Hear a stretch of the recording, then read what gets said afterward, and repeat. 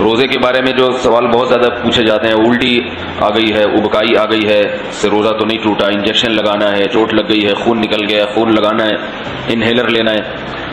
تو الٹی آنے سے روزہ نہیں ٹوٹتا. الٹی آنے سے روزہ اس وقت ٹوٹے گا جب دو شرطیں پائی جائیں گی.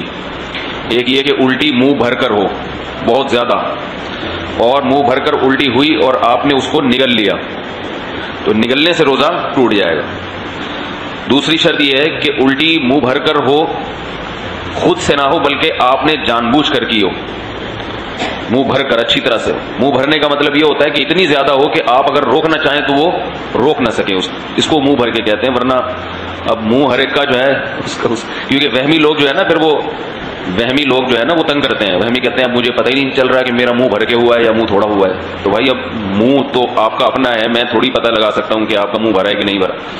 اس کا ایک فقہاء نے ضابطہ بیان کیا ہے کہ اتنا کہ منہ میں روکنا اس کو ممکن نہ ہو. تو چھوٹی موٹی ابکائیاں آتی ہیں، چھوٹی موٹی الٹیاں آتی ہیں، یا اگر نگل بھی لیں تو بھی روزہ نہیں ٹوٹتا. ابکائی آئی اور آپ واپس لے گئے تو نہیں ٹوٹتا. تو منہ بھر کر ہو اور آپ اس کو نگل لیں، یا نگلیں تو نہیں لیکن وہ منہ بھر کے خود سے نہیں ہوئی بلکہ آپ نے حلق میں انگلی ڈال کے طے کی ہے. تو عام طور پر ایسا کوئی کرتا نہیں ہے روزے میں، اس لیے اس کو اتنا بیان کرنے کی ضرورت بھی پیش نہیں آتی.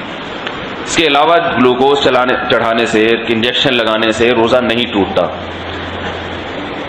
روزہ ٹوٹتا ہے کھانے پینے کے، ناک کے راستے یا منہ کے راستے کوئی چیز پیٹ کے اندر جائے، یا مغاد کے راستے کوئی چیز پیٹ کے اندر جائے.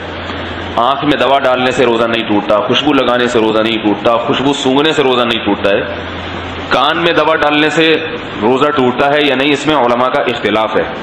پہلے جو ہمارے فقہاء ہیں انہوں نے لکھا ہے کہ کان میں دوا ڈالنے سے روزہ ٹوٹ جاتا ہے.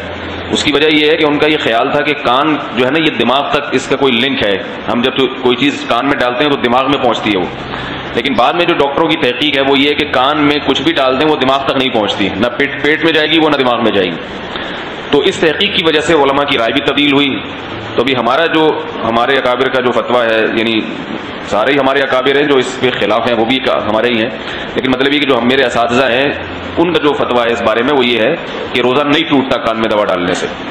البتہ ہمارے ہی اکابر میں بعض اس کے قائل ہیں کہ ٹوٹ جاتا ہے. تو احتیاط یہ کہ نہ دوا ڈالی جائے، اور اگر کسی نے دوا ڈال دی ہے تو بھی کچھ نہیں ہوتا، انشاءاللہ روزہ نہیں ٹوٹے گا. آنکھ میں دوا ڈال دی اور اس کا اثر گلے میں محسوس ہوا تو بھی روزہ نہیں ٹوٹتا. سمجھ رہے بات کو؟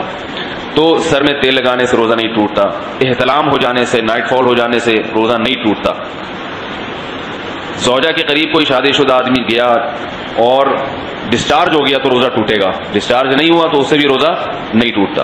اور یاد رکھیں اگر اس نے ہم بستری کر لی تو پھر جو ہے روزہ بھی ٹوٹے گا اور 60 روزوں کا کفارہ بھی ہے اس کے اوپر. زوجہ سے ہم بستری بالکل حلال نہیں ہے روزے کی حالت میں، اور ویسے جان بوجھ کر روزے میں کھا لیا تو بھی روزہ ٹوٹے گا بھی، اور 60 روزوں کا کفارہ بھی ادا کرنا پڑے گا اس کو. تو رمضان میں کھانے کی اجازت نہیں ہے روزے کی حالت میں.